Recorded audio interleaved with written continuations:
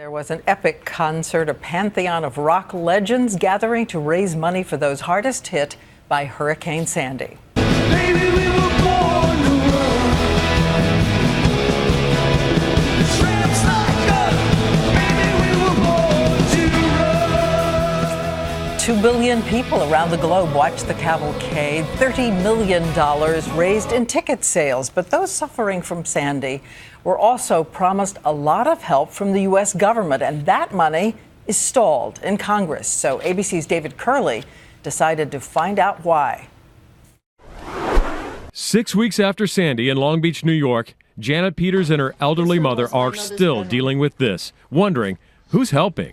No one can tell you what that new money is slated for. No one seems to have any answers. With the hospital still down, the water and sewer system not fixed, the city manager worries his local economy will tank. It's just crucial that we get these funds right away. Every day that goes by that we're not, actively repairing this critical infrastructure is a scary and a sad day for us. Which is why 3 governors. We're not going to allow any political forces in Washington, D.C. to divide and conquer us. Wrote in the Washington Post that Congress can't leave before the holidays without approving help, pointing out that aid was approved just 2 weeks after Katrina.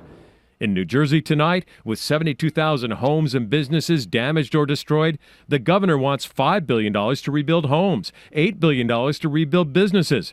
But the Sandy package, totaling $60 billion, is stuck in Washington. Republicans accusing the president of loading up the bill with millions not related to the storm. This is part of this process of they throwing in everything but the kitchen sink because they know Congress can't turn down a request for Sandy. Examples?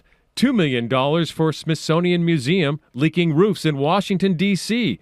But museum officials admit they had a leak before the storm. $10 million to repair prisons. But one of them is in West Virginia, which Sandy barely touched. And $13 billion to protect against future storms.